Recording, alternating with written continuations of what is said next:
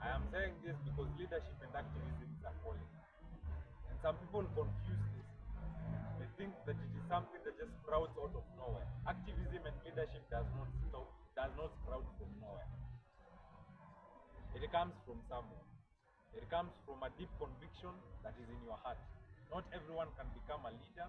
Not everyone can become an activist. And talking about leadership in this aspect, I'm addressing myself to political leadership. So many people have failed in this country as politicians and as leaders, let me put it that way, as leaders, because they did not have that calling. Well, for when I force, you cannot force it. The same way you cannot force ministry, yeah, or preaching. If it is not in you, it is not in you. So I'm saying this because in the past 4 months, this country has been treated to rising political temperatures. More so occasioned by the Gen Z movement and the Gen Z demographic that I'm part of. Yes, now we are trying to ask the right questions in government. We are pushing for better governance, and we want transparency, accountability, meritocracy, and we want a better constitution, a better parliament, a better executive, a better judiciary. That is just a list of the demands we as the Gen Z movement have, and the aspirations we have for this country are lofty.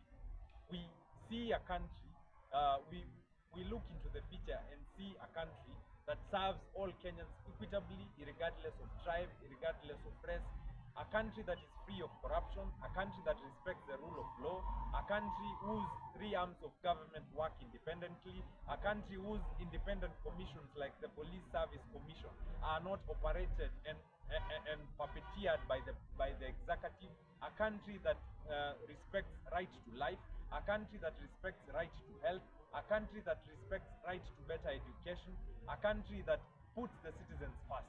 That is the country we are fighting for as the Gen Z movement. And I'm addressing this issue because we've had a surge in the number of new activists in the recent 4 months. And I'm saying this because we've failed as Kenyans on vigilance, on those that we front and on those that we emulate as activists. Some of the people we've been looking up to, myself, I have not been looking up to the likes of Morara, the likes of CASMUEL, the likes of Mercy, and I have nothing personal with them. I have a conviction in me and a yardstick for activism that I've been following for a long time. There's a difference between CASMUEL, Morara, and Mercy if you compare them to Okia Omtada. Yes, they are young, like I am, but that consistency for activism is what I am looking for. It does not sprout from nowhere. I said leadership and activism, and I will reiterate here, does not come from the blues. It does not come from nowhere. It has to come from somewhere. So when you say you following this guy, this lady, that other lady, this activist, that other activist, have you as a Kenyan, as a Gen Z, done your due diligence? Do you know this person? Have you followed what they were involved in prior to them dominating your screens and TikTok and social media pages? Have you followed? Because they had a life before this. Some of the guys you've been worshipping were eating with this government, and possibly they have been awarded tenders before, as early as 2022, 2023, and the years that are beyond that. Some of the guys you are following today have been working for this government. Some of the guys you are praising have been campaigning for this government. Some of the guys you are now worshipping are part of the problem we have today. If they did not support this government, if they campaigned William Ruto, and if they pushed for what is right and for better governance from the word go, possibly we would not have Ruto as president. There were other options. Some people say Raila is not an option. I am a proud supporter of Raila Odinga. Well, as of today and as of this year, I have unsubscribed from his politics and his party, because I have given that party and Raila Odinga enough time to redeem himself, and he hasn't. Over time, he has proven to us that he is a con man and a traitor. We've put so much trust on that man, and that is what the problem is. As Kenyans, we tend to put too much faith and too much trust in one person, and then they end up disappointing us. Then we cry wolf.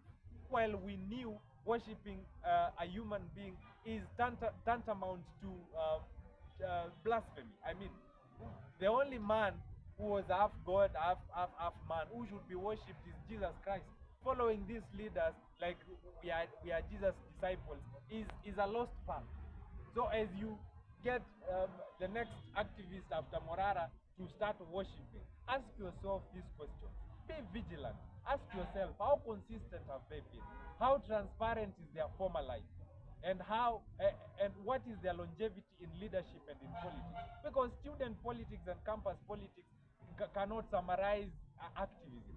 Yes, it is a good platform. Yes, student politics and campus politics is a good platform. But after that, what happens?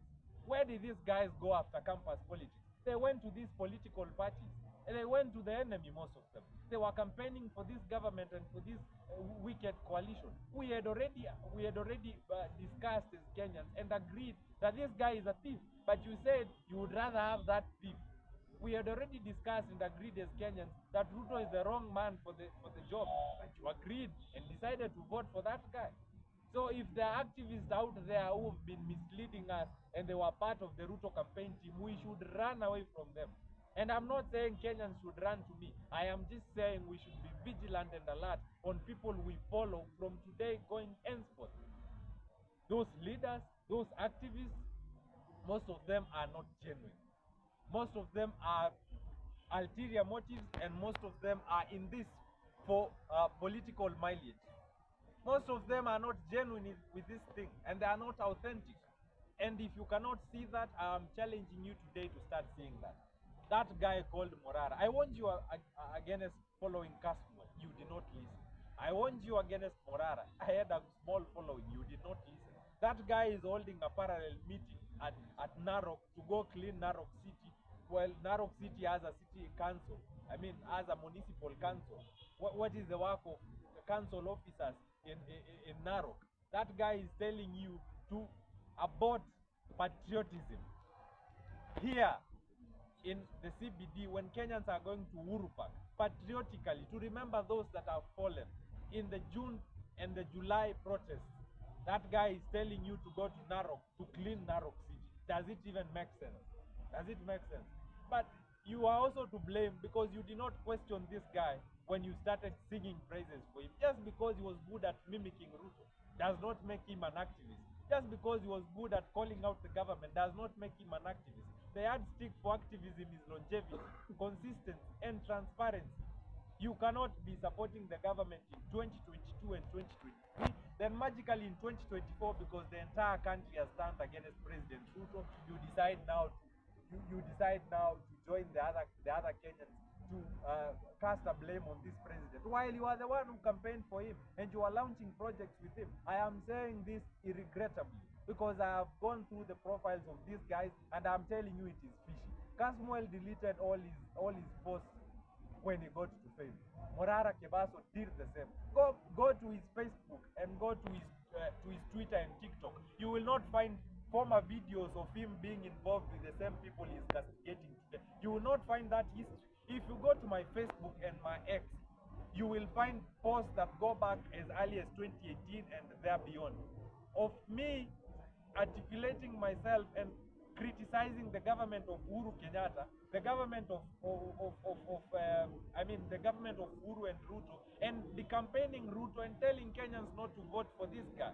But you have people who've been eating with this guy and his close cronies now lying today to you that they are the ones who've come to liberate you. How? It does not even make sense. That CASMUEL guy was disinterested in politics till he saw the Gen Z movement is a real thing. And he took this as an opportunity to cloud chase, as an opportunity to get fame for himself. And it has gotten to his head. He thinks he speaks for the Gen Z movement. He thinks everybody should cower behind him. He thinks everybody should follow him. And I saw this selfishness in these guys. And that is why I decided not to follow any of them. CASMUEL was organizing press conferences at Radisson Blue. That hotel is expensive. Ask yourself who was paying for those press conferences. He has not organized one, not two, not three, so many, like 5 or more. Who was paying for those conferences? Morara Kebaso started touring this country, exposing the government on the stalled projects that the government has been unable to finish, those that the government defunded, and so on and so on. And that is a noble task. That I agree with, that I endorse. But then that same guy was campaigning for this government. That same guy was launching the same ghost project with this government. Then this government was good, but now that the Gen Z factor happened, this government is now bad, and he wants to ride on the efforts and on the deaths and on the efforts and on the sweat of the Gen Zs who went to the streets on June and July. He was not even in the front line. We were in the front line. I have been shot with rubber bullets. I have been shot with tear gas canisters. I have been clobbered by police. They have tried to abduct me 5 times, and this is on record. If you go through my TikTok, you will see all this evidence. But they do not want as genuine people as I am, because I am not the only genuine activist out here. They do not want those. They want clowns.